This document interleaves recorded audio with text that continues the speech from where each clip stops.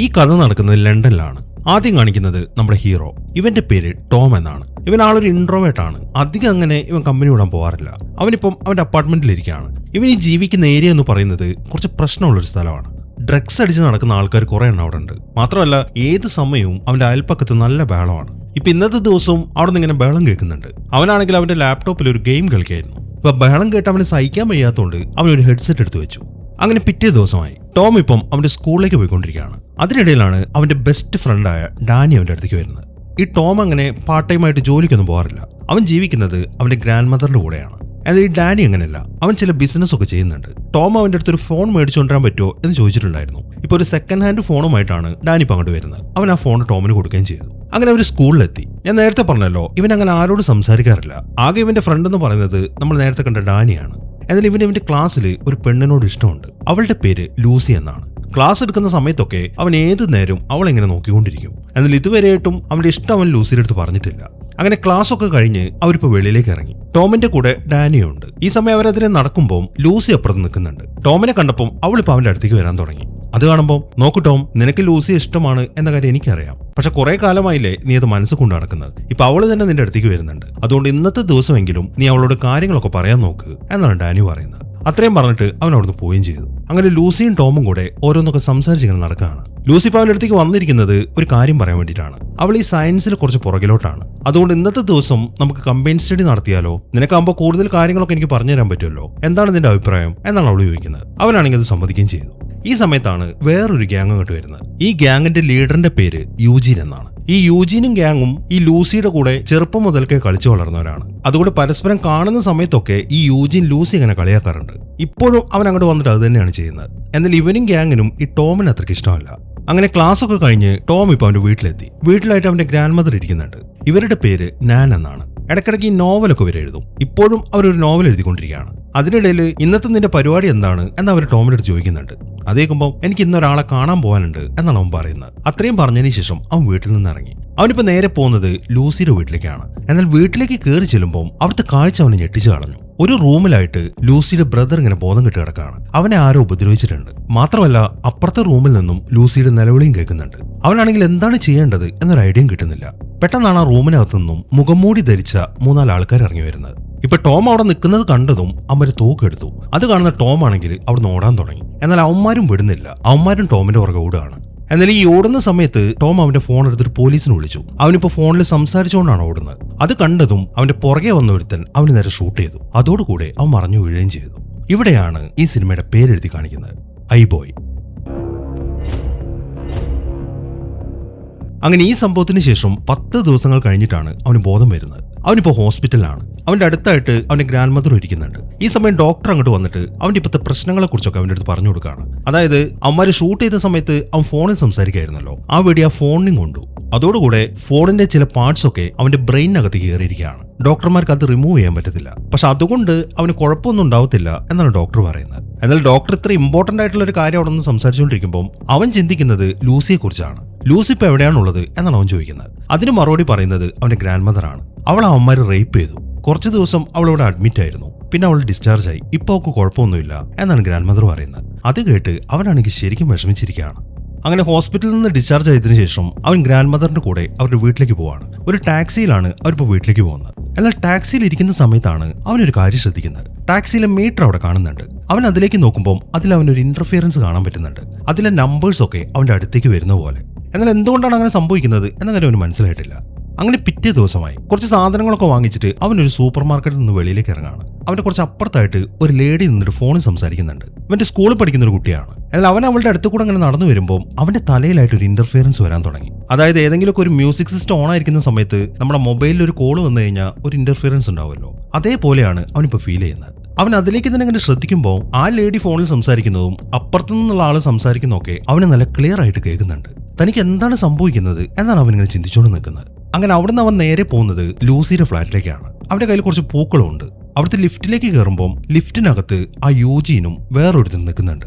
നേരത്തെ പറഞ്ഞല്ലോ, ഈ യൂജീന് ടോമിന് അത്രയ്ക്ക് ഇഷ്ടമല്ല. അതുകൊണ്ട് തന്നെ ഇപ്പൊ ടോമിനെ കാണുമ്പോൾ അവൻ വല്ലാത്തൊരു നോട്ടമാണ് നോക്കുന്നത്. എന്നാൽ അവൻ നോക്കുമ്പോൾ അവന്റെ കയ്യിൽ പൂക്കളുമുണ്ട്. അതിൽ നിന്നും അവൻ ലൂസിയെ കാണാനാണ് പോകുന്നത് എന്ന കാര്യം യൂജീന് മനസ്സിലായി. അതുകൊണ്ട് എന്റെ ഒരു അന്വേഷണം അവളുടെ അടുത്ത് പറഞ്ഞേക്ക് എന്നാണ് യൂജീൻ പറയുന്നത്. എന്നാൽ ടോം അത് വലിയ മൈൻഡൊന്നും ചെയ്യുന്നില്ല. അങ്ങനെ അവൻ ലൂസിയുടെ ഫ്ലാറ്റിലേക്ക് എത്തി. ഈ സമയം അവൻ അങ്ങോട്ട് ചെല്ലുമ്പോൾ അവളുടെ ബ്രദർ അവിടെ ഇരിക്കുന്നുണ്ട്. അവന് വലിയ കുഴപ്പമൊന്നുമില്ല. അവളുടെ ബ്രദറിന്റെ അടുത്ത് ടോം വിശേഷങ്ങൾ തിരക്കുമ്പോഴാണ് അവനൊരു കാര്യം ശ്രദ്ധിക്കുന്നത്. അവിടെയായിട്ട് ഒരു വൈഫൈ മോഡം ഇരിക്കുന്നുണ്ട്. അവൻ നോക്കുമ്പോൾ അതിൽ നിന്ന് ചില സിഗ്നൽസ് ഒക്കെ പുറത്തേക്ക് വരാൻ തുടങ്ങി. അങ്ങനെ അതിലേക്കൊന്ന് നോക്കിയതിനു ശേഷം അവൻ നേരെ പോകുന്നത് ലൂസിയുടെ അടുത്തേക്കാണ്. അവൾ ഇപ്പോഴും ഒരു റൂമിനകത്ത് അടച്ചിരിക്കുകയാണ്. അങ്ങനെ അവൻ ലൂസിയുടെ അടുത്തേക്ക് ചെന്നിട്ട് ആദ്യം തന്നെ ഒരു സോറി പറഞ്ഞു. അന്ന് അവളെ രക്ഷിക്കാൻ പോലും ശ്രമിക്കാതെയാണല്ലോ അവൻ അവിടെ നിന്ന് ഓടിപ്പോയത്. അതിനാണ് അവൻ സോറി പറയുന്നത്. എന്നാൽ അതേക്കുന്ന ലൂസി പറയുന്നത്, എന്തായാലും നീ ഇപ്പൊ ജീവനോടെ ഉണ്ടല്ലോ, പിന്നെ അന്നത്തെ കാര്യം നീ വിട്ടേക്ക്. അന്ന് നീയല്ല ആരാണെങ്കിലും നീ ചെയ്തതുപോലെ തന്നെ ചെയ്യത്തുള്ളൂ എന്നാണ് അവള് പറയുന്നത്. അങ്ങനെ ലൂസിയോട് സംസാരിച്ചതിന് ശേഷം അവൻ അവളുടെ വീട്ടിൽ നിന്ന് ഇറങ്ങി. അവനിപ്പം ആ ഫ്ളാറ്റിന്റെ ഏറ്റവും ടോപ്പിൽ നിൽക്കുകയാണ്. ആ അപ്പാർട്ട്മെന്റിന്റെ അപ്പുറത്തായിട്ട് വേറെയും കുറെ അപ്പാർട്ട്മെന്റ്സ് ഉണ്ട്. അവിടെ നിന്നും കുറെ ആൾക്കാർ ഫോണിലും സംസാരിക്കുന്നുണ്ട്. അതെല്ലാം ഇപ്പൊ അവനോട് നിന്ന് കേൾക്കാൻ പറ്റുന്നുണ്ട്. അതിപ്പോ അവന് തീരെ സഹിക്കാൻ പറ്റാത്ത അവസ്ഥയാണ്. അതുകൊണ്ട് തന്നെ അവൻ വേഗം അവന്റെ വീട്ടിലേക്ക് ചെന്നു. എന്നാൽ അവൻ അവന്റെ റൂമിലേക്ക് കയറുമ്പോൾ ആ റൂമിനകത്തെ അവസ്ഥ അതുപോലെ തന്നെയാണ്. അവിടെ വെച്ചിരിക്കുന്ന ഇലക്ട്രോണിക് സാധനങ്ങളിൽ നിന്നും മുഴുവൻ സിഗ്നൽസ് അവന്റെ തലയിലേക്ക് ഇങ്ങനെ വന്നുകൊണ്ടിരിക്കുകയാണ്. അങ്ങനെ അതെല്ലാം നോക്കി നിൽക്കുമ്പോഴാണ് അവൻ അവന്റെ ജനലിന്റെ വെളിയിലായിട്ടൊരു വെളിച്ചം കാണുന്നത്. അവൻ അവിടുത്തെ കർട്ടൻ മാറ്റി നോക്കുമ്പോൾ അത് അവനെ ശരിക്കും അത്ഭുതപ്പെടുത്തി കളഞ്ഞു. അവിടെ ഉണ്ടായിരുന്ന അപ്പാർട്ട്മെന്റ്സിലെ മുഴുവൻ സിഗ്നൽസും അവനിപ്പോൾ കാണാൻ പറ്റുന്നുണ്ട്. അതിലേക്കൊന്ന് നോക്കിയതും അവൻ ബോധം കെട്ട് താഴേക്ക് വീഴാണ്. ആ ബോധം കെട്ട് കിടക്കുന്ന സമയത്ത് അവന്റെ മനസ്സിലേക്ക് മറ്റൊരു കാര്യം കൂടി വരുന്നുണ്ട്. അത് നേരത്തെ ലൂസിയുടെ വീട്ടിൽ കണ്ട ആ മോഡമാണ്. അന്ന് ആ പ്രശ്നമുണ്ടായ രാത്രിയിൽ യൂജീന്റെ ഐഫോൺ ആ മോഡമായിട്ട് കണക്റ്റഡ് ആയിട്ടുണ്ട് എന്നാണ് അതിൽ കാണിക്കുന്നത്. അതിൽ നിന്നും അന്ന് രാത്രി യൂജീനും ഗ്യാങ്ങുമാണ് അങ്ങോട്ട് വന്നത് എന്ന കാര്യത്തിൽ അവന് സംശയം തോന്നുന്നുണ്ട്. അങ്ങനെ പിറ്റേ ദിവസം രാവിലെയാണ് അവൻ എഴുന്നേക്കുന്നത്. അങ്ങനെ അവൻ സ്കൂളിൽ പോകാൻ വേണ്ടി റെഡിയായി. എന്നാൽ പോകാൻ നേരത്താണ് അവന്റെ ഗ്രാൻഡ് മദർ അവനെ വിളിക്കുന്നത്. നിന്റെ തലയിലാണ് ടോം വെടിയേറ്റത്, നിനക്ക് കുറച്ച് ദിവസം റെസ്റ്റ് എടുത്തിട്ടൊക്കെ സ്കൂളിലേക്ക് പോയാൽ പോരെ എന്നാണ് ഗ്രാൻഡ് മദർ ചോദിക്കുന്നത്. അത് പറ്റത്തില്ല, എനിക്ക് എക്സാം എടുക്കുകയാണ്, അതുകൊണ്ട് എനിക്ക് സ്കൂളിലേക്ക് പോയേ പറ്റൂന്നും പറഞ്ഞിട്ട് അവൻ വേഗം അവിടുന്ന് പോവുകയും ചെയ്തു. അങ്ങനെ അവൻ അവന്റെ വീട്ടിൽ നിന്ന് ഇറങ്ങുമ്പോഴാണ് ഡാനി അവന്റെ അടുത്തേക്ക് വരുന്നത്. അവനിപ്പോൾ സ്കൂളിലേക്ക് പോകാൻ തയ്യാറായിട്ട് നിൽക്കുന്ന കാണുമ്പോൾ ഡാനിക്ക് ശരിക്കും അത്ഭുതമായി. നീ എന്താണ് ടോമി കാണിക്കുന്നത്? നിനക്കൊന്ന് റെസ്റ്റ് എടുത്തൂടെ? അത് കഴിഞ്ഞ് കുറച്ച് ദിവസങ്ങളൊക്കെ കഴിഞ്ഞിട്ട് നീ സ്കൂളിലേക്ക് വന്നാൽ മതി എന്നാണ് ഡാനി പറയുന്നത്. അതിന്റെ ആവശ്യമൊന്നുമില്ല, എനിക്കിപ്പോൾ ഒരു കുഴപ്പവും തോന്നുന്നില്ല എന്നാണ് ടോം പറയുന്നത്. അങ്ങനെ അവരിപ്പം ഓരോന്നൊക്കെ സംസാരിച്ചിട്ട് സ്കൂളിലേക്ക് നടക്കുകയാണ്. അതിനിടയിൽ ടോം ഇപ്പം യൂജീന്റെ കാര്യം ഡാനിയുടെ അടുത്ത് പറഞ്ഞു. അതായത് അന്ന് ലൂസിയെ ഉപദ്രവിച്ചവരുടെ കൂട്ടത്തിൽ യൂജീൻ ഉണ്ട് എന്നുള്ള കാര്യം. എന്നാൽ അവനത് പറയുമ്പോൾ ഡാനി ഇത് വിശ്വസിക്കുന്നില്ല. കാര്യം ഈ യൂജീൻ ഒരു വൃത്തികെട്ടവനാണ്. പക്ഷെ അവനും ലൂസിയൊക്കെ ഒരുമിച്ച് കളിച്ച് വളർന്ന ആൾക്കാരാണ്. അതുകൊണ്ട് അവൻ ഇതുപോലത്തെ ഒരു വൃത്തിയോട് കാണിക്കുന്ന എനിക്ക് തോന്നുന്നില്ല എന്നാണ് ഡാനി പറയുന്നത്. അവൻ അങ്ങനെ പറഞ്ഞു കഴിയുമ്പോൾ ടോം പിന്നെ ഒന്നും പറയുന്നില്ല. എങ്കിലും അവന്റെ സംശയം അങ്ങോട്ട് വിട്ട് മാറിയിട്ടില്ല. അങ്ങനെ ടോമും ഡാനിയും ഇപ്പൊ ഒരു ബസ്സിലേക്ക് കയറി. എന്നാൽ ഈ സമയത്താണ് ടോം ഒരു കാര്യം ശ്രദ്ധിക്കുന്നത്. ആ ബസ്സിലിരിക്കുന്ന കുട്ടികളിൽ ചിലരൊക്കെ ഫോൺ എടുത്തിട്ടുണ്ട്. അവരിങ്ങനെ ചാറ്റ് ചെയ്തുകൊണ്ടിരിക്കുകയാണ്. ഇതെല്ലാം ടോമിന് കാണാൻ സാധിക്കുന്നുണ്ട്. മാത്രമല്ല അവൻ പുറത്തേക്ക് നോക്കുമ്പോൾ പുറത്തുകൂടെ നടക്കുന്ന ആൾക്കാരുടെയും ഫോണിന്റെ സിഗ്നൽസും കാര്യങ്ങളൊക്കെ അവന് കിട്ടുകയും ചെയ്യുന്നുണ്ട്. വളരെ അത്ഭുതത്തോടെ അത് തന്നെ ഇങ്ങനെ ശ്രദ്ധിച്ചുകൊണ്ടിരിക്കുമ്പോഴാണ് ഡാനി അവനെ വിളിക്കുന്നത്. ഡാനി പറയുന്നത് എന്താണെന്ന് വെച്ച് കഴിഞ്ഞാൽ, ഇന്ന് രാത്രി നമുക്കൊരു പാർട്ടി അറേഞ്ച് ചെയ്തിട്ടുണ്ട്, നീയും വന്നേക്കണം എന്നാണ് ഡാനി പറയുന്നത്. ഡാനി ഇത് സംസാരിക്കുമ്പോൾ അവന്റെ ഫോൺ കയ്യിൽ പിടിച്ചിട്ടുണ്ട്. ഈ സമയം ടോം അവനെ നോക്കുമ്പോൾ അവൻ എവിടെയാണ് ആ പാർട്ടി അറേഞ്ച് ചെയ്തിരിക്കുന്നത് എന്നതിന്റെ കറക്റ്റ് ലൊക്കേഷൻ വരെ അവൻ ആ ഫോണിൽ നിന്ന് കാണാൻ പറ്റുന്നുണ്ട്. അങ്ങനെ അതിലേക്കൊന്ന് നോക്കിയതിനു ശേഷം ഞാൻ പാർട്ടിക്ക് വരാം എന്നവൻ സമ്മതിക്കുകയും ചെയ്തു. അങ്ങനെ കുറച്ച് സമയത്തിന് ശേഷം ടോം ഇപ്പോൾ സ്കൂളിലെത്തി. അവനിപ്പോൾ അവരുടെ ലാബിലിരിക്കുകയാണ്. നിറയെ കുട്ടികൾ അവിടെ ഇരിക്കുന്നുണ്ട്. ഈ സമയം ടോം നോക്കുമ്പോൾ ആ കുട്ടികളുടെ ഫോണിൽ എന്താണ് നടക്കുന്നത് എന്ന കാര്യങ്ങളൊക്കെ അവന് കാണാൻ പറ്റുന്നുണ്ട്. നേരത്തെ അവന് ശരിക്കും അത്ഭുതമായിരുന്നു, എന്നാൽ ഇപ്പൊ അവൻ അതുമായിട്ട് യൂസ്ഡായി. അതിനിടയിലാണ് അവൻ യൂജീനെ ശ്രദ്ധിക്കുന്നത്. യൂജീൻ ഇപ്പം അവിടെ തന്നെ ഇരിക്കുന്ന അവന്റെ ഫ്രണ്ടിന് ഒരു മെസ്സേജ് അയക്കുകയാണ്. അതൊരു വീഡിയോ മെസ്സേജ് ആയിരുന്നു. അതും ടോമിന് കാണാൻ പറ്റുന്നുണ്ട്. എന്നാൽ ആ വീഡിയോ കണ്ടപ്പം അവൻ ശരിക്കും ഞെട്ടിപ്പോയി. അത് ആ മുഖംമൂടിയിട്ട ആൾക്കാരൊക്കെ ലൂസിയെ ഉപദ്രവിക്കുന്ന ഒരു വീഡിയോ ആണ്. അതും കൂടെ കണ്ടു കഴിയുമ്പോൾ അപ്പൊ അതിൽ യൂജീനും പങ്കുണ്ട് എന്ന കാര്യം അവൻ ഉറപ്പായി. മാത്രമല്ല അവന് വല്ലാത്തൊരു ദേഷ്യം വരാൻ തുടങ്ങി. അവനിപ്പോ യൂജീന്റെ കയ്യിലിരിക്കുന്ന ആ ഫോണിലേക്ക് ഇങ്ങനെ തുറച്ചു നോക്കുകയാണ്. അതോടുകൂടെ അത് ഓവർലോഡായിട്ട് അത് പൊട്ടിത്തെറിക്കുകയും ചെയ്തു. പെട്ടെന്ന് അതിൽ നിന്നൊരു പൊട്ടിത്തെറി വന്ന് കാണുമ്പോൾ യൂജീനാണെങ്കിൽ ഫോൺ താഴേക്ക് ഇട്ടു. അത് കാണുമ്പോൾ കുട്ടികളെല്ലാവരും അവിടെ നിന്ന് ഇങ്ങനെ പൊട്ടിച്ചിരിക്കുകയാണ്. അങ്ങനെ സമയം രാത്രി ടോം ഇപ്പം ആ പാർട്ടിക്ക് ഒരു ബാറിലേക്ക് വന്നിരിക്കുകയാണ്. ആ ബാറിലായിട്ട് സ്കൂളിലെ കുറെ കുട്ടികളുണ്ട്. ആ കൂട്ടത്തില് യൂജീനും അവന്റെ ടീമും ഉണ്ടായിരുന്നു. ഇപ്പൊ ടോം അവിടുത്തെ ഒരു സോഫയിൽ ഇരിക്കുകയാണ്. ആ വീഡിയോയിലുള്ളത് ആരൊക്കെയാണ് എന്നാണ് അവൻ കണ്ടുപിടിക്കേണ്ടത്. അതിനുവേണ്ടി അവൻ അവിടെ നിൽക്കുന്ന പിള്ളേരൊക്കെ ശ്രദ്ധിക്കാൻ തുടങ്ങി. അവന്മാര് മുഖംമൂടി ധരിച്ചുകൊണ്ട് വീഡിയോ നോക്കിയിട്ട് അതാരെന്ന് അവന് മനസ്സിലാവത്തില്ല. എന്നാൽ അവരുമായിട്ട് സാമ്യമുള്ള എന്തെങ്കിലും ഡ്രസ്സും കാര്യങ്ങളും ഇവിടെ നിൽക്കുന്ന ആരെങ്കിലും ധരിച്ചിട്ടുണ്ടോ എന്നാണ് അവൻ ചെക്ക് ചെയ്യുന്നത്. അതിൽ നിന്നും അവൻ ഒരുത്തിന്റെ ഷൂ ശ്രദ്ധിച്ചു. ആ വീഡിയോയിൽ ഉണ്ടായിരുന്ന ഒരുത്തിനും അതേപോലത്തെ ഷൂ ആണ് ധരിച്ചിരിക്കുന്നത്. പിന്നീട് അവൻ നോക്കുന്നത് ഒരുത്തിന്റെ ടാറ്റൂയിലേക്കാണ്. അവനും ആ വീഡിയോയിലുണ്ടായിരുന്നു. അടുത്തായിട്ട് അവൻ നോക്കുന്നത് ഒരുത്തിന്റെ ബ്രേസ്ലെറ്റിലേക്കാണ്. അത് കാണുമ്പോൾ അവനും ആ വീഡിയോയിൽ ഉണ്ടായിരുന്നു എന്ന കാര്യം ടോമിന് മനസ്സിലായി. അങ്ങനെ അവന്മാരൊക്കെ ഒന്ന് നോക്കിയതിന് ശേഷം അവൻ അടുത്തതായിട്ട് യൂജീന്റെ അടുത്തേക്ക് പോവാണ്. യൂജീൻ ഇങ്ങനെ തുറച്ചു നോക്കിക്കൊണ്ടാണ് അവൻ യൂജീന്റെ അടുത്തേക്ക് നടക്കുന്നത്. അവനിങ്ങനെ തുറച്ചു നോക്കുന്ന കാണുമ്പോൾ യൂജീന് ദേഷ്യം വന്നു. നീ എന്താണ് എന്നെ ഇങ്ങനെ നോക്കുന്നതെന്ന് ചോദിച്ചിട്ട് അവനിപ്പോ ടോമുമായിട്ട് പ്രശ്നം ഉണ്ടാക്കാൻ തുടങ്ങി. എന്നാൽ ഈ സമയത്താണ് ഡാനി അങ്ങോട്ട് വരുന്നത്. അവൻ അങ്ങോട്ട് വന്നിട്ട് അവന്മാർ അവിടെ നിന്ന് പിടിച്ചു മാറ്റുകയും ചെയ്തു. അങ്ങനെ ഡാനി ഇപ്പൊ ടോമിനെയും കൊണ്ട് ആ ബാറിൽ നിന്ന് വെളിയിലേക്ക് ഇറങ്ങി. എന്നിട്ടിപ്പോ ടോമിന്റെ അടുത്ത് അവൻ വല്ലാതെ ദേഷ്യപ്പെടാൻ തുടങ്ങി. നീ എന്തിനാണ് അവന്മാരുമായിട്ട് പ്രശ്നം ഉണ്ടാക്കുന്നത് എന്നാണ് ഡാനി ചോദിക്കുന്നത്. അതേക്കുന്ന ടോം പറയുന്നത്, എനിക്കിപ്പോ ഒരു കാര്യം ഉറപ്പായി ഡാനി, അന്ന് ലൂസിയെ ഉപദ്രവിച്ചത് ഈ യൂജീനും ടീമുമാണ് എന്നാണ് ടോം പറയുന്നത്. എന്നാൽ അവൻ അത്ര ഉറപ്പിച്ച് പറഞ്ഞിട്ടും ഡാനി ഇത് വിശ്വസിക്കുന്നില്ല. ടോമെ, നീ ഇങ്ങനെ വെറുതെ ഓരോന്ന് പറയാൻ നിൽക്കല്ലേ. പിന്നെ നീ അവന്മാരുമായിട്ട് പ്രശ്നം ഉണ്ടാക്കാൻ പോവുകയാണെങ്കിൽ എപ്പോഴും എനിക്ക് വന്നിട്ട് നിന്നെ രക്ഷിക്കാൻ പറ്റിയെന്ന് വരത്തില്ല. വെറുതെ നല്ല ഇടി മേടിച്ച് കൂട്ടേണ്ടി വരും എന്ന് പറഞ്ഞിട്ട് ഡാനി അവിടുന്ന് പോവുകയും ചെയ്തു. താൻ പറഞ്ഞൊന്നും ഡാനി വിശ്വസിക്കാത്തതുകൊണ്ട് ടോം ആണെങ്കിൽ വളരെ നിരാശയിലാണ് തിരിച്ചു വീട്ടിലേക്ക് പോകുന്നത്. അങ്ങനെ അവൻ ഫ്ളാറ്റിലെത്തി കഴിയുമ്പോൾ അവനിപ്പോൾ ലൂസിക്ക് ഒരു മെസ്സേജ് അയച്ചു. എന്നാൽ ആ മെസ്സേജ് അയച്ചു കഴിയുമ്പോഴാണ് അവനൊരു കാര്യം ശ്രദ്ധിക്കുന്നത്. മെസ്സേജ് അയച്ചു കഴിഞ്ഞപ്പോൾ അവൻ അയച്ച മെസ്സേജ് അവന്റെ മുമ്പ് ലെയറിലായിട്ട് ഇങ്ങനെ തെളിഞ്ഞു വരികയാണ്. അത് കാണുമ്പോൾ അവൻ അത്ഭുതമായി. നീ എവിടെയാണുള്ളത് എന്ന് ചോദിച്ചിട്ടാണ് അവൻ മെസ്സേജ് അയച്ചത്. ഈ സമയം തന്നെ ലൂസി റിപ്ലൈ അയച്ചു, ഞാൻ ഫ്ളാറ്റിലുണ്ടെന്ന് പറഞ്ഞിട്ട്. അതും അവന്റെ മുന്നിൽ ഇങ്ങനെ തെളിഞ്ഞു വന്നു. മാത്രമല്ല, ഇപ്പൊ അവന് മെസ്സേജ് അയക്കണമെന്നുണ്ടെങ്കിൽ ഫോണിൽ ടൈപ്പ് ചെയ്യേണ്ട ആവശ്യമില്ല. ജസ്റ്റ് അവന് കാര്യങ്ങളൊക്കെ ഒന്ന് മനസ്സിൽ വിചാരിച്ചാൽ മതി. ആർക്കാണോ മെസ്സേജ് അയക്കേണ്ടത് ആ ഫോണിലേക്ക് അത് സെൻഡ് ആവും. അങ്ങനെ അവൻ ആ ഫ്ളാറ്റിന്റെ മുകളിൽ വെച്ചിട്ട് ലൂസിയെ മീറ്റ് ചെയ്തു. ലൂസി ഇപ്പോഴും വിഷമത്തിലാണ്. ഇപ്പൊ ടോം അവളുടെ അടുത്ത് പറയുന്നത്, നീ ഇനി ഇങ്ങനെ വീട്ടിൽ അടച്ചുമൂടി ഇരിക്കേണ്ട ആവശ്യമില്ല, നീ സ്കൂളിലേക്ക് വാ, നീ സ്കൂളിലില്ലാത്തതുകൊണ്ട് വളരെ ബോറിംഗ് ആണ് എന്നൊക്കെയാണ് അവൻ പറയുന്നത്. എന്നാൽ ഉടനെ തന്നെ സ്കൂളിലേക്ക് വരാനുള്ള ഒരു മാനസികാവസ്ഥയിലല്ല അവള്. ആ കാര്യം അവന് മനസ്സിലായി. ഈ സമയത്താണ് താഴെ കൂടെ ആ യൂജീനും ഗ്യാങ്ങും വരുന്നത്. ആ ഗ്യാങ് അവിടെ കടന്ന് ബഹളം വെക്കുമ്പോൾ ലൂസിക്ക് ശരിക്കും പേടിയായി. ആ കാര്യം ടോമിനും മനസ്സിലായി. പക്ഷെ യൂജീനും ഗ്യാങ്ങുമാണ് അവളെ റേപ്പ് ചെയ്തതിന്റെ പുറകില് എന്ന കാര്യം അവൾക്ക് അറിയത്തില്ല. എന്നാൽ ടോമിന് അറിയാം. അതുകൊണ്ട് തന്നെ എന്ത് കാണിച്ചിട്ടായാലും അവന്മാർക്കൊരു പണി കൊടുക്കും എന്ന കാര്യം അവൻ തീരുമാനിച്ചിരിക്കുകയാണ്. ഈ സമയം തന്നെ യൂജീനും കൂട്ടരും അവിടെ ബാസ്കറ്റ് ബോൾ കളിച്ചുകൊണ്ടിരിക്കുകയാണ്.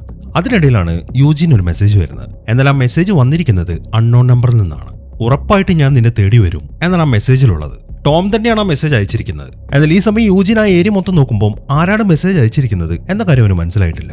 അങ്ങനെ പിറ്റേ ദിവസമായി യൂജീനും അവന്റെ ഒരു ഫ്രണ്ടും കൂടെ അവിടുത്തെ സ്ട്രീറ്റിലൂടെ ഇങ്ങനെ നടക്കുകയാണ്. അവരുടെ പുറകിൽ ടോമും ഉണ്ട്. ആ നടക്കുന്നതിനിടയിൽ ടോം ഇപ്പൊ യൂജീന്റെ ഫോൺ ഹാക്ക് ചെയ്തു. ഈ യൂജീനും ടീമിനും സിറ്റിയിൽ ഇങ്ങനെ മയക്കുമരുന്ന് വിൽക്കുന്ന ഒരു പരിപാടിയുണ്ട്. അതുമായി ബന്ധപ്പെട്ട ഒരു മീറ്റിംഗിന് വേണ്ടിയിട്ടാണ് അവർ രണ്ടുപേരും അങ്ങോട്ട് പോകുന്നത്. അങ്ങനെ കുറെ നടന്ന ഒരു സ്ഥലത്തെത്തുമ്പോൾ അവരുടെ ബോസ് അയാളുടെ കാറിലിരിക്കുന്നുണ്ട്. ഇവരുടെ ബോസിന്റെ പേര് കട്ട്സ് എന്നാണ്. അവർ അയാളുമായിട്ട് സംസാരിക്കുന്നത് അപ്പുറത്തൊരു വേസ്റ്റ് ബിന്നിന്റെ മറവിലിരുന്നുകൊണ്ട് ടോമും കാണുന്നുണ്ട്. അങ്ങനെ കട്ട്സുമായിട്ട് സംസാരിച്ചതിന് ശേഷം യൂജീനും ഫ്രണ്ടും തിരിച്ചു നടക്കാൻ തുടങ്ങി. എന്നാൽ ഈ സമയവും ടോം അവിടെ തന്നെ ഇരിക്കുന്നുണ്ട്. അവന്മാരിപ്പോ അവന്റെ അടുത്തേക്ക് എത്തിക്കഴിഞ്ഞാൽ ഉറപ്പായിട്ട് അവന്മാർ കാണും. അതുകൊണ്ട് തന്നെ അത് ഒഴിവാക്കാൻ വേണ്ടി ടോം ഇപ്പൊ അവരുടെ രണ്ടുപേരുടെയും ഫോണിലേക്ക് ഒരു മെസ്സേജ് അയക്കുകയാണ്. അവർ ആ മെസ്സേജ് നോക്കുമ്പോൾ അൺനോൺ നമ്പറിൽ നിന്നാണ്. ഞാൻ നിങ്ങളുടെ പുറകിലുണ്ട് എന്നാണ് മെസ്സേജിലുള്ളത്. എന്നാൽ അവന്മാർ തിരിഞ്ഞു നോക്കുമ്പോൾ അവരുടെ പുറകിലായിട്ടുള്ളത് കട്ട്സ് ആണ്. വേറെ ആരും അവിടെ ഇല്ല. അതുകൊണ്ട് തന്നെ അങ്ങോട്ടൊന്ന് നോക്കിയതിനു ശേഷം അവർ തിരിച്ചു നടന്നു. ഈ സമയമാകുമ്പോഴേക്കും ടോം ആണെങ്കിൽ അവിടുന്ന് എസ്കേപ്പ് ആവുകയും ചെയ്തു. അങ്ങനെ സമയം രാത്രിയെ ടോം ഇപ്പം അവന്റെ വീട്ടിലിരിക്കുകയാണ്. ഇതേ സമയം തന്നെ യൂജീനും ടീമും അവരുടെ വീട്ടിലാണ് ഇരിക്കുന്നത്. ടോം ഇപ്പൊ അവന്റെ വീട്ടിലിരുന്നുകൊണ്ട് അവന്മാരുടെ വീട്ടിലെ ക്യാമറ വഴി അവന്മാർ ചെയ്യുന്ന കാര്യങ്ങളൊക്കെ നോക്കിക്കൊണ്ടിരിക്കുകയാണ്. അതിൽ യൂജീന്റെ ഒരു ഫ്രണ്ട് അവിടെ ഇരുന്നിട്ട് മാസ്റ്റർബേറ്റ് ചെയ്യുന്നുണ്ട്. ബാക്കിയുള്ളവരൊക്കെ വേറെ പണികളിലാണ്. ഈ സമയം ടോം എന്ത് ചെയ്യുന്ന വെച്ച് കഴിഞ്ഞാൽ അവന്മാരുടെ റൂമിലുള്ള പല ഇലക്ട്രോണിക് സാധനങ്ങളും പ്രവർത്തിപ്പിച്ചിട്ട് അവന്മാരെ ശരിക്കും പേടിപ്പിക്കാൻ തുടങ്ങി.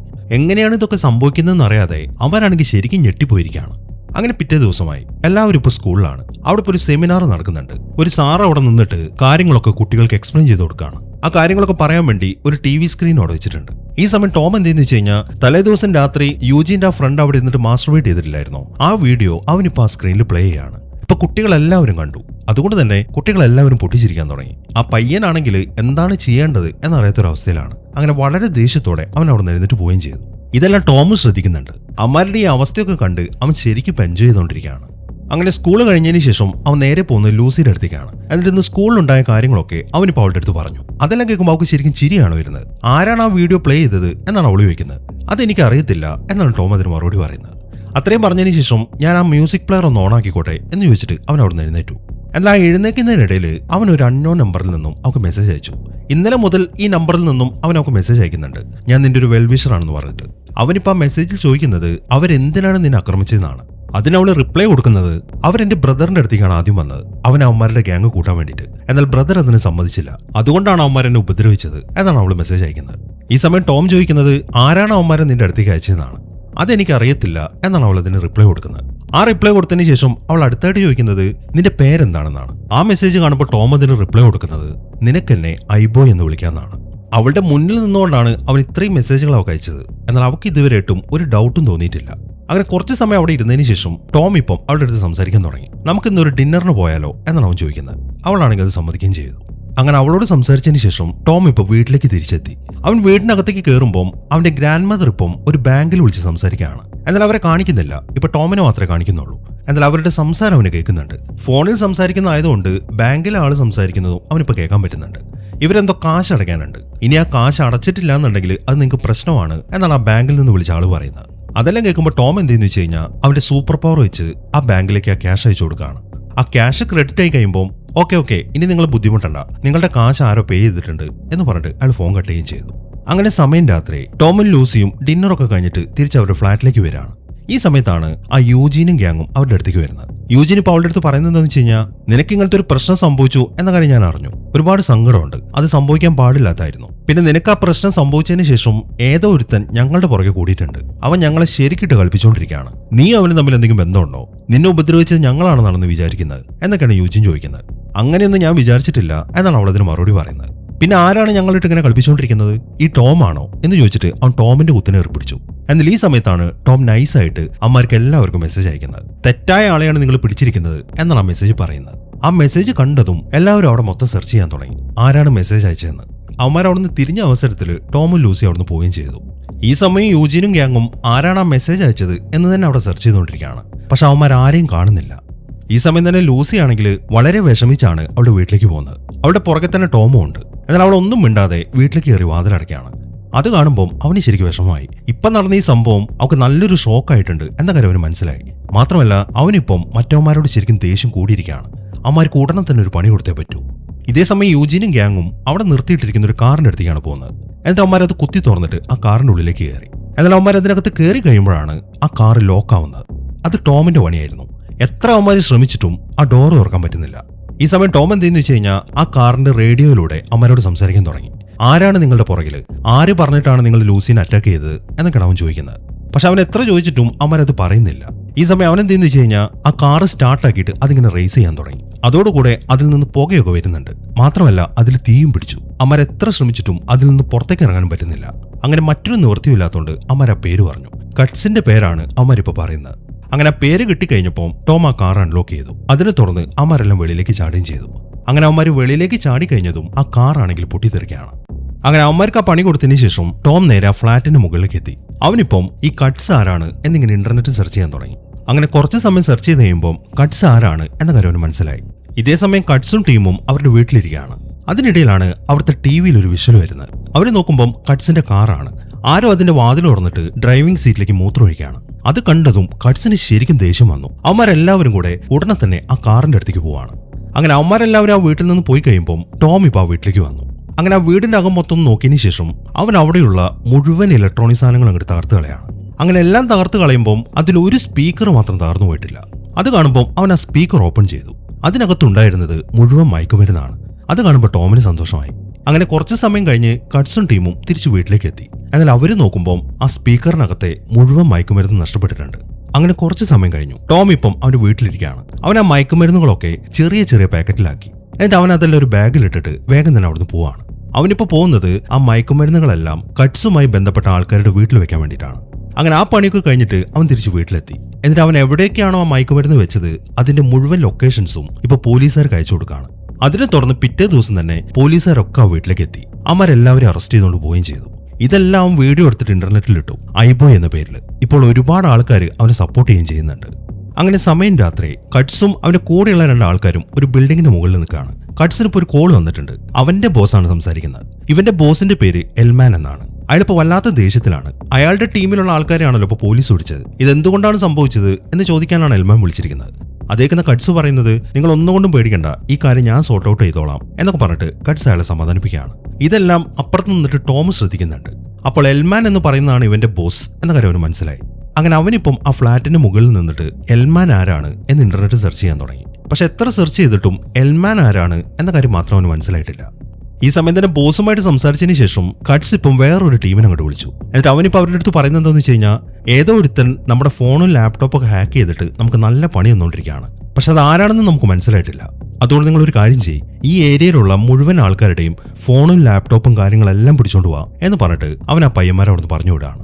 അതിനെ തുടർന്ന് ആ പയ്യന്മാരെല്ലാം അവിടെയുള്ള ഫ്ളാറ്റുകളിലേക്ക് ചെന്നു. എന്നിട്ട് ആ ഫ്ളാറ്റിലെ ആൾക്കാരുടെ ലാപ്ടോപ്പും മൊബൈലും അങ്ങനെയുള്ള സാധനങ്ങളെല്ലാം പിടിച്ചോണ്ട് പോവാണ്. അങ്ങനെ പിറ്റേ ദിവസമായി ടോം ഇപ്പോൾ അവന്റെ ക്ലാസ് റൂമിലിരിക്കുകയാണ്. ഈ സമയത്താണ് അവന്റെ വെബ്സൈറ്റിലേക്ക് ഒരുപാട് മെസ്സേജുകൾ വരുന്നത്. ഞങ്ങളുടെയൊക്കെ ലാപ്ടോപ്പും ഫോണുകൾ ആരോ പിടിച്ചോണ്ട് പോയി, ഇതിനൊക്കെ കാരണം നീയാണ് എന്ന് പറഞ്ഞിട്ടാണ് അവരെല്ലാവരും മെസ്സേജ് അയച്ചിരിക്കുന്നത്. അങ്ങനെ ക്ലാസ് കഴിഞ്ഞതിന് ശേഷം ടോം ഇപ്പോൾ അവന്റെ വീട്ടിലെത്തി. അവൻ വീട്ടിലേക്ക് ചെല്ലുമ്പോൾ അവന്റെ ഗ്രാൻഡ് മദർ ഇപ്പം പോലീസുകാരുമായിട്ട് സംസാരിക്കുകയാണ്. അവന്റെ ഗ്രാൻഡ് മദറിന്റെ ഫോണും ലാപ്ടോപ്പ് അവരെടുത്തുകൊണ്ട് പോയിട്ടുണ്ട്. അതിനെക്കുറിച്ച് ചോദ്യം ചെയ്യാനാണ് ആ പോലീസുകാർ കൊണ്ടുവന്നിരിക്കുന്നത്. അങ്ങനെ അവരൊന്നും നോക്കിയതിന് ശേഷം ടോം ഇപ്പോൾ അവന്റെ റൂമിലേക്ക് ചെന്നു. അവിടെ ചെക്ക് ചെയ്തതിൽ നിന്നും അവന്റെ റൂം അവന്മാർ സെർച്ച് ചെയ്തിട്ടുണ്ട് എന്ന കാര്യം അവന് മനസ്സിലായി. അങ്ങനെ അവിടെ നിന്ന് ഇറങ്ങിയതിന് ശേഷം അവൻ നേരെ ആ ഫ്ലാറ്റിന്റെ മുകളിലേക്ക് ചെന്നു. എന്നിട്ട് ആ ഏരിയയിൽ ആരെങ്കിലുമൊക്കെ ഫോണിൽ സംസാരിക്കുന്നുണ്ടോ എന്നവൻ ചെക്ക് ചെയ്യാൻ തുടങ്ങി. അങ്ങനെ കുറെ ചെക്ക് ചെയ്ത് കഴിയുമ്പോൾ അതിൽ കട്സിന്റെ ഒരു ഫോൺ സംഭാഷണം അവന് കിട്ടി. അതിലവൻ സംസാരിക്കുന്ന അവന്റെ ബോസിന്റെ അടുത്താണ്. അതിൽ ഇന്ന് രാത്രി അവരൊരു ഡീലിംഗ് നടത്തുന്നുണ്ട്. എവിടെ വെച്ചാണ് ആ ഡീലിംഗ് നടത്തുന്നത് എന്നതിനെക്കുറിച്ചും ആ സംഭാഷണത്തിൽ അവൻ പറയുന്നുണ്ട്. അതെല്ലാം കേൾക്കുമ്പോൾ അപ്പൊ ഇന്ന് രാത്രി അമ്മമാർക്ക് ഒരു പണിയും കൂടെ കൊടുക്കാം എന്നാണ് ടോം ഇപ്പൊ തീരുമാനിച്ചിരിക്കുന്നത്. അങ്ങനെ സമയം രാത്രി ടോം ഇപ്പൊ സിറ്റിയിലേക്ക് ഇറങ്ങാൻ തുടങ്ങുകയാണ്. ഈ സമയത്താണ് അവന്റെ ഗ്രാൻഡ് മദർ അവനെ വിളിക്കുന്നത്. അവർ പറയുന്നത് എന്താണെന്ന് വെച്ച് കഴിഞ്ഞാൽ, നിനക്ക് ആ ആക്സിഡന്റ് സംഭവിച്ചതിന് ശേഷം നീ മൊത്തത്തിൽ മാറിയിട്ടുണ്ടല്ലോ. നീ വല്ലപ്പോഴുമാണ് വീട്ടിലേക്ക് വരുന്നത്. എന്താണ് നിനക്ക് സംഭവിച്ചത്? നീ എങ്ങോട്ടാണ് ഈ പോകുന്നത് എന്നൊക്കെയാണ് അവർ ചോദിക്കുന്നത്. പക്ഷെ അവൻ അതിന് വ്യക്തമായിട്ടൊരു മറുപടി പറയുന്നില്ല. എനിക്ക് അർജന്റായിട്ടൊരു സ്ഥലം വരെ പോകണമെന്നും പറഞ്ഞിട്ട് അവൻ അവിടുന്ന് പോവാണ്. എന്നാൽ അവന്റെ ആ സ്വഭാവം കാണുമ്പോൾ അവർക്ക് എന്തോ ഒരു സംശയം തോന്നുന്നുണ്ട്. അതുകൊണ്ട് തന്നെ അവർ നേരെ അവന്റെ ബെസ്റ്റ് ഫ്രണ്ടായ ഡാനിയെ കാണാൻ പോവാണ്. എന്നിട്ട് അവർ ഡാനിയുടെ അടുത്ത് പറയുന്നത് അവരുടെ സംശയമാണ്. എന്താണ് അവന് സംഭവിച്ചത്? ആ ആക്സിഡന്റ് നടന്നതിന് ശേഷം ടോം മൊത്തത്തിൽ മാറിയിട്ടുണ്ടല്ലോ. നിനക്ക് അങ്ങനെ എന്തെങ്കിലും തോന്നിയായിരുന്നോ എന്നാണ് അവർ ഡാനിയുടെ അടുത്ത് ചോദിക്കുന്നത്. അവൻ എന്തോ മാറ്റമുണ്ട് എന്ന് എനിക്ക് മനസ്സിലായിരുന്നു, പക്ഷെ അത് കാര്യമാക്കണ്ട എന്നാണ് ഡാനി പറയുന്നത്.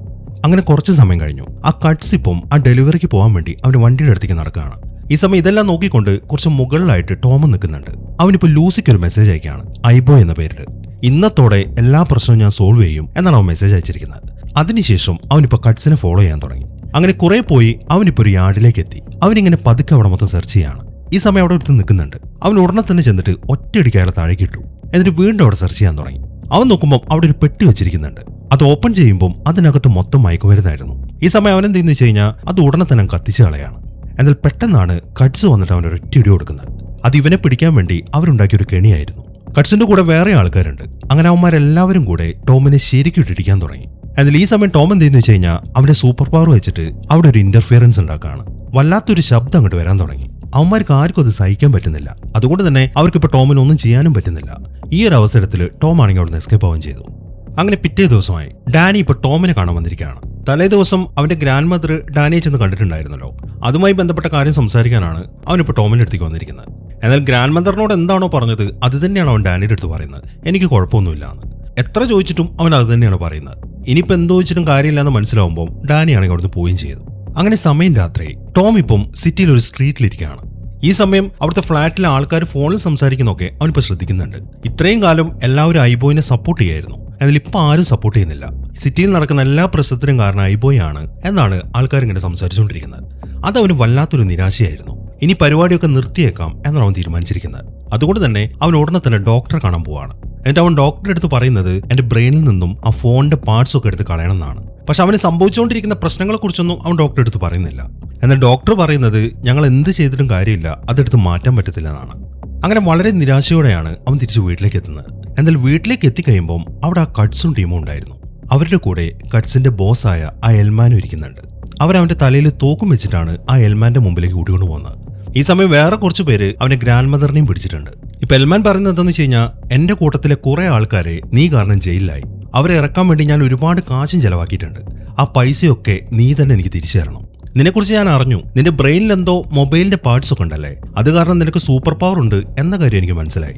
നിനക്കെല്ലാം നിന്റെ മൈൻഡോട് കൺട്രോൾ ചെയ്യാൻ പറ്റുമല്ലോ. അതുകൊണ്ട് ഇനി അങ്ങോട്ട് എന്റെ നഷ്ടം നികത്തുന്നവരെ നീ എന്റെ കൂടെ നിന്നാ മതി എന്നാണ് എൽമാൻ പറയുന്നത്. എന്നാൽ ടോം അതിന് സമ്മതിക്കുന്നില്ല. നിങ്ങൾ വിചാരിക്കുന്ന പോലെ എനിക്ക് അങ്ങനെ സൂപ്പർ പവർ ഒന്നുമില്ല എന്നാണ് അവൻ പറയുന്നത്. എന്നാൽ ഈ സമയത്താണ് എൽമാൻ മറ്റൊരു കാര്യം ചെയ്യുന്നത്. അവനിപ്പോൾ ഡാനി അങ്ങോട്ട് വിളിക്കുകയാണ്. ഡാനി അങ്ങോട്ട് വരുന്നത് കാണുമ്പോൾ ടോമിനൊരു ഞെട്ടലായിരുന്നു. അപ്പൊ ഡാനിയും ഇയാളുടെ ആളായിരുന്നു എന്ന കാര്യം ഇപ്പോഴാണ് ടോമിന് മനസ്സിലാവുന്നത്. അങ്ങനെ ഡാനി അങ്ങോട്ട് വിളിച്ചതിന് ശേഷം എൽമാൻ പറയുന്നത്, നീയാണ് ആ ഐബോയ് എന്നതിനെ കുറിച്ചുള്ള ഒരു സൂചന ആദ്യം ഞങ്ങൾക്ക് തന്നത് നിന്റെ ബെസ്റ്റ് ഫ്രണ്ടായ ഡാനിയാണ് എന്നാണ് അയാൾ പറയുന്നത്. മാത്രമല്ല, ഞാൻ പറയുന്നൊന്നും നീ കേട്ടിട്ടില്ല എന്നുണ്ടെങ്കിൽ നിന്റെ ഗ്രാൻഡ് മദറിനെയും അതുപോലെ ലൂസിയെ ഞങ്ങൾ കൊന്നുകളയും എന്നാണ് എൽമാൻ പറയുന്നത്. അത് കേൾക്കുമ്പോൾ ടോമിന് ശരിക്കും ടെൻഷനായി. ഈ സമയം ലൂസി എവിടെയാണുള്ളത് എന്നവൻ അവളുടെ മൊബൈൽ വഴി ചെക്ക് ചെയ്യാൻ തുടങ്ങി. അവൻ അവളുടെ മൊബൈൽ വഴി നോക്കുമ്പോൾ അവളെ ആരോ പിടിച്ചു വെച്ചിരിക്കുന്നതായിട്ടാണ് അവനിപ്പോൾ കാണുന്നത്. അപ്പൊ ഇനി ഉടക്കി കഴിഞ്ഞാൽ കാര്യങ്ങളൊക്കെ പ്രശ്നമാവും എന്ന കാര്യം ടോമിന് അറിയാം. അതുകൊണ്ട് തന്നെ അയാൾ പറഞ്ഞ പോലെ കാര്യങ്ങളൊക്കെ ചെയ്യാം എന്നവൻ സമ്മതിക്കുകയാണ്. അങ്ങനെ അയാളിപ്പോൾ അവൻ്റെ അടുത്ത് പറയുന്നത് അയാളുടെ അക്കൗണ്ടിലേക്ക് ബാങ്കിൽ നിന്ന് പൈസ ട്രാൻസ്ഫർ ചെയ്യാനാണ്. അത് ട്രാൻസ്ഫർ ആവുന്നുണ്ടോ എന്ന് അറിയാൻ വേണ്ടി അയാളുടെ മൊബൈൽ അങ്ങോട്ട് വെച്ചിട്ടുണ്ട്. അങ്ങനെ ഉടനെ തന്നെ അയാൾ പറഞ്ഞ പോലെ അവൻ പൈസ ട്രാൻസ്ഫർ ചെയ്യാൻ തുടങ്ങി.